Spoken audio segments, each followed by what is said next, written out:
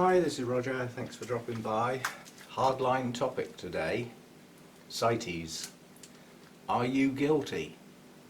And don't forget, we'll have the classic statement at the beginning, ignorance of the law is not an excuse. The law stands, yeah?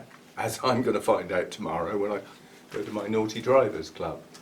I've done a bit of research and came across an incredibly interesting survey which comes back into this chat, and it was a survey that was contrived, very, very contrived, and it was given out EU countries to nurseries, traders, hobbyists, collectors and the like. Yeah? A vast array of different people involved with orchids for one reason or another, including profit.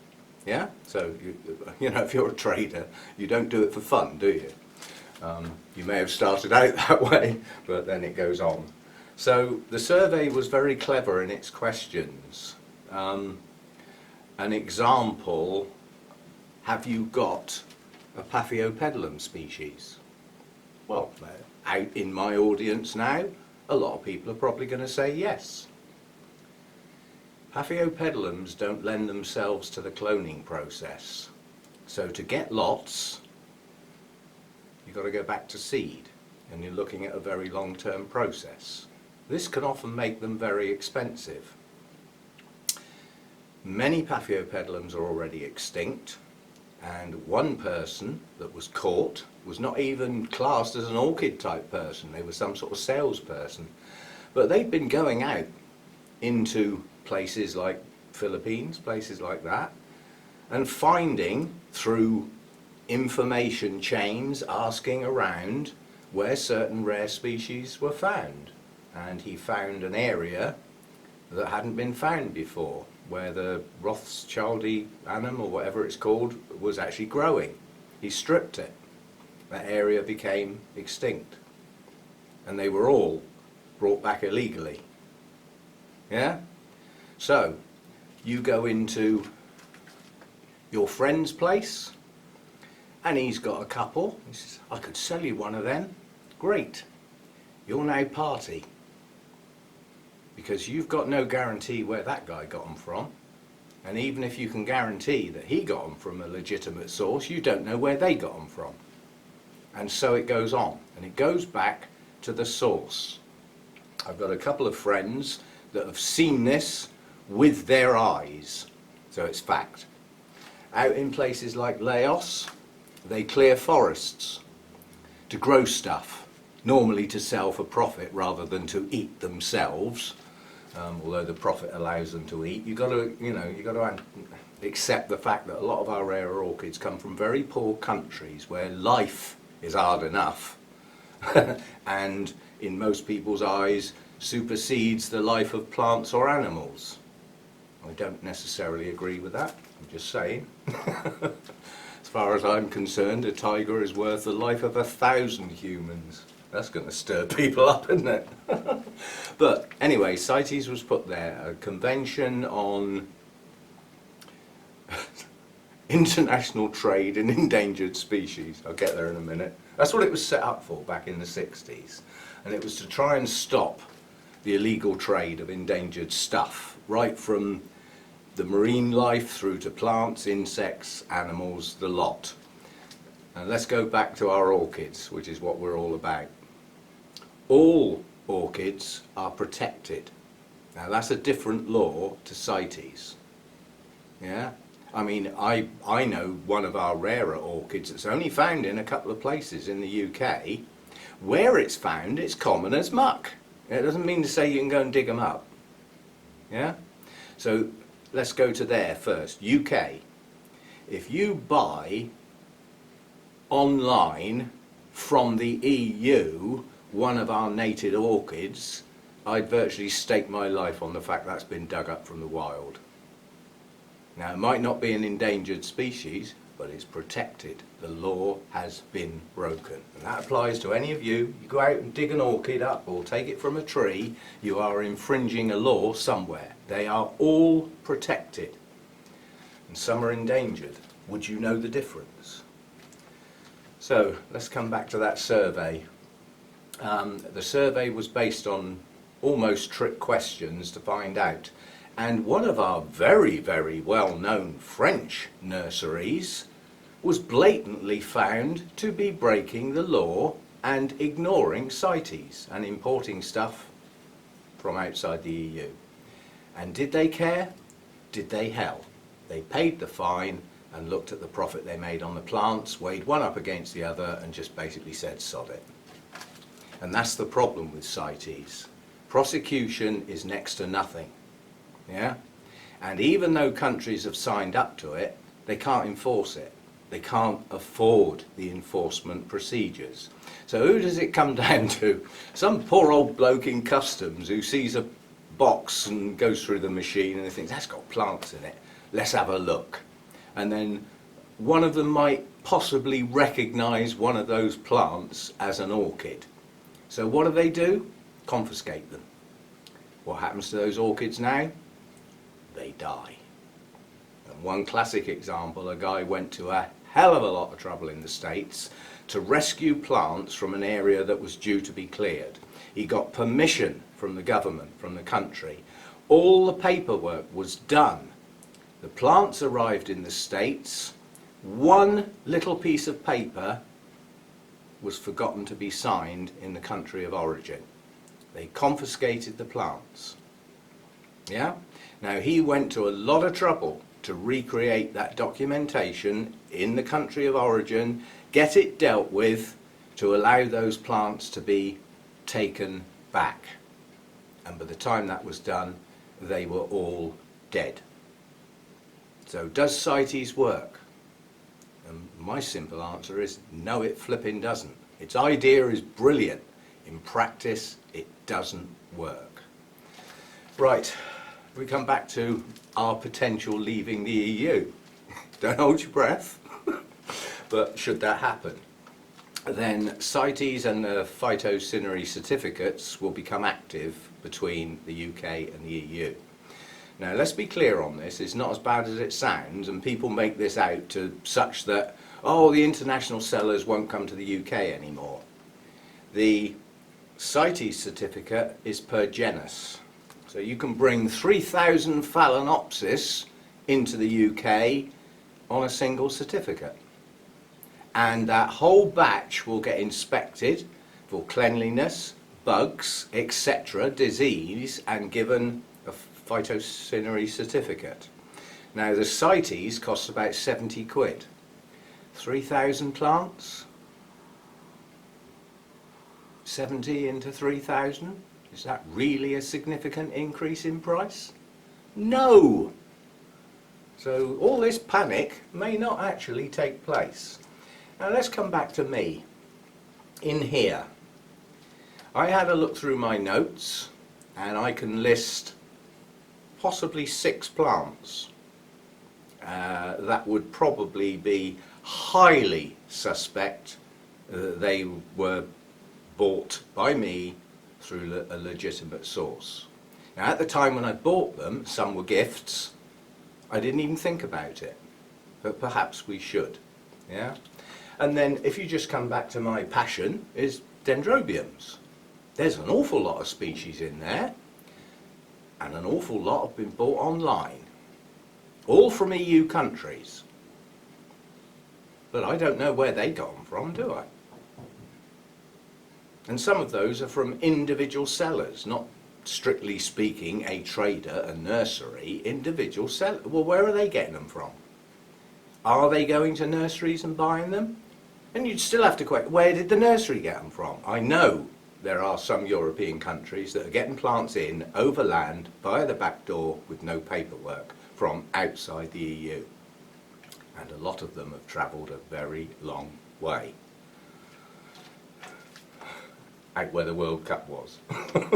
And on that point, I nearly went to an orchid show yesterday, and my friend Milan went, and he posted some smashing pictures on the Facebook group, whereas I decided to stay in and watch the rugby.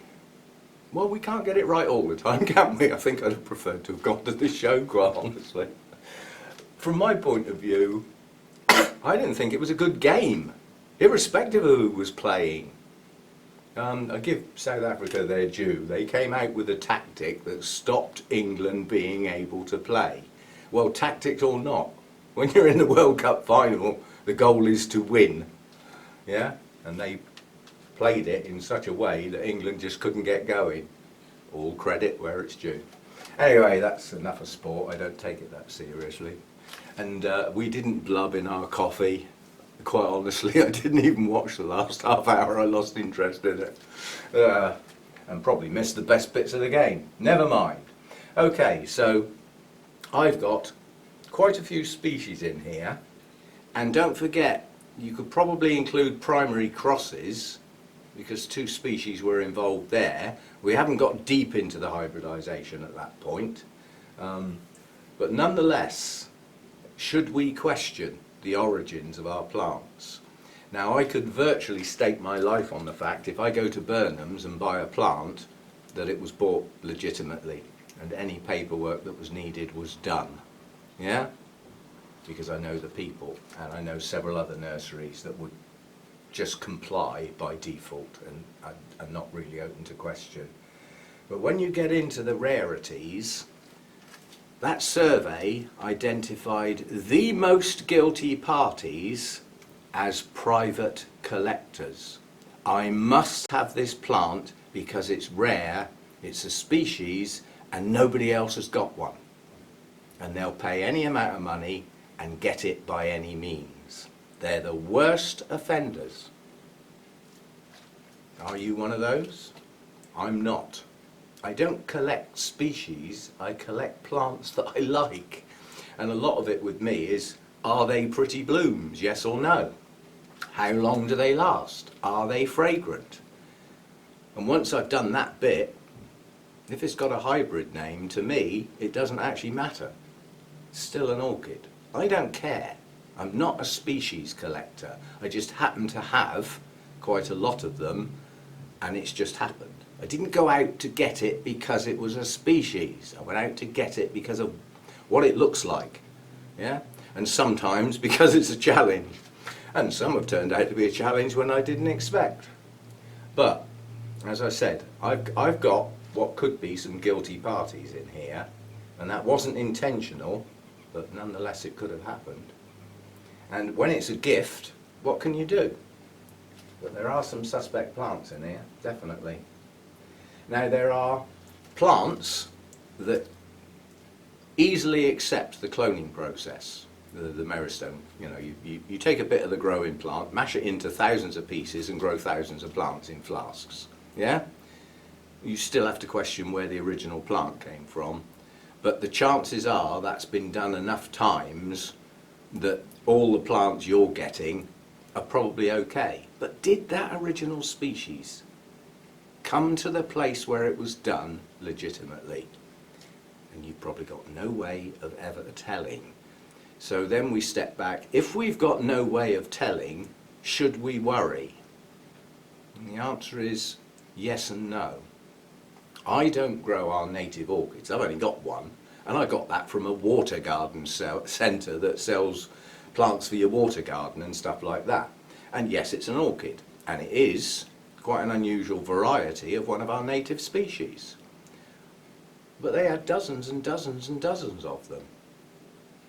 It was highly unlikely they could have found that many and collected them from the wild and sold one to me. Highly unlikely. But the original one might have been. So we've got to watch our step. I mean, I'm not guilty, but how many people can hold their hand up and say, in the States, they've imported from Brazil, online, bought some species from Brazil, or Peru, or possibly even Mexico? Did you see the paperwork? Did you pay for the paperwork? Then the chances are you avoided CITES. Yeah? You may not have knowingly done that, you may never have heard of it. But like I've said, you know, ignorance is no excuse really. In the EU, I know people that have imported plants direct from places like Malaysia. Did you do all the paperwork? Yeah? It's an open question. So, If we want all of our stuff, including tigers and elephants and lemurs and, you know, some of the animals I love, to still be there for our children's children, then how do we stop it? We, the people, can't. Yes, we can. Stop buying it. Stop buying bits of tigers because you've got a bleeding headache. Take a paracetamol, for God's sake. Stop collecting little ornaments made of ivory. Don't buy it.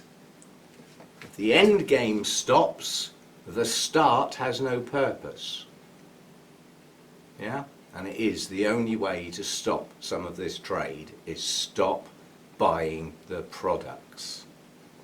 Yeah? Don't let your urge as a collector for a rare species override the fact that could have been the last one. Let's go to that. Last one. One of our native orchids, our only native slipper orchid, was declared extinct, I believe.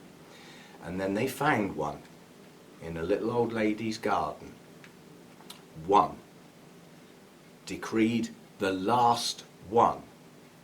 Now, to save that orchid and reintroduce it into the wild, because of the laws, the plant couldn't be touched.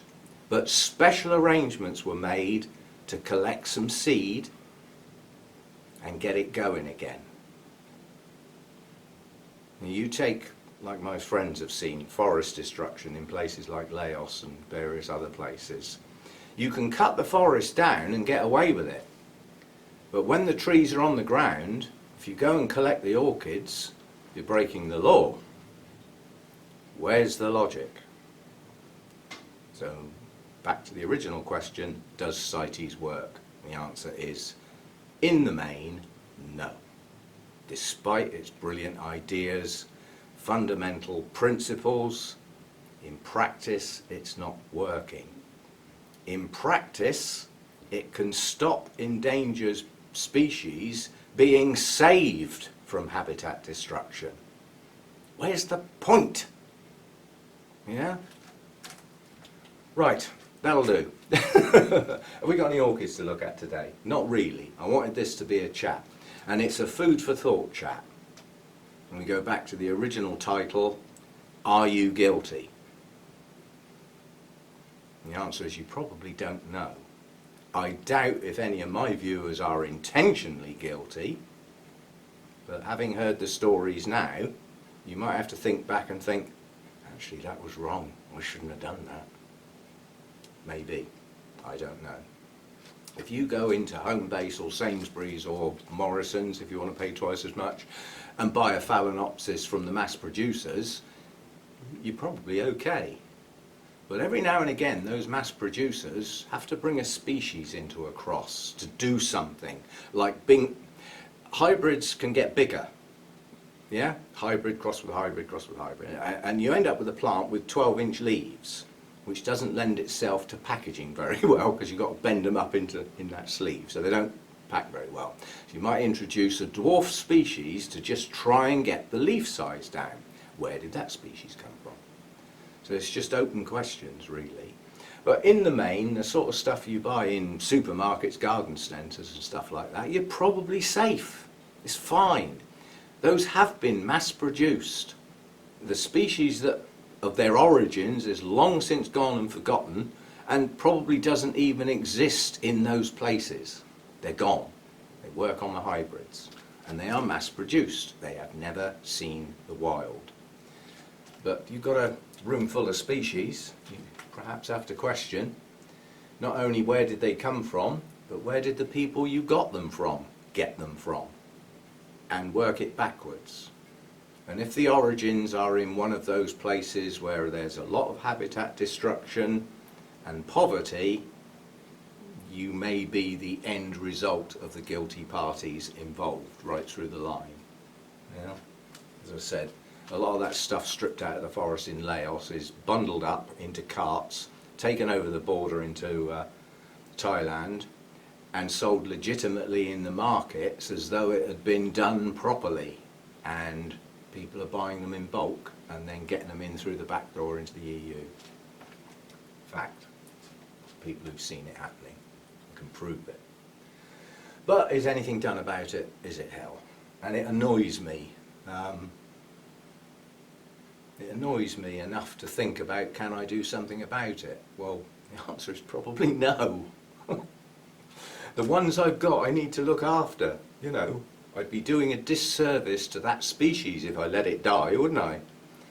Like I said, you might not agree with killing animals for food, but once it's on your plate, the bugger's already dead. You just as well eat it. It would be a shame to throw it away, wouldn't it? Anyway, C.I.T.E.S and the various potential inconveniences that we may get in the UK if we do finally get out of the EU. I've got to the point now where I don't even want to listen anymore. Just tell me when it's done or when it's off. That's all I want to know.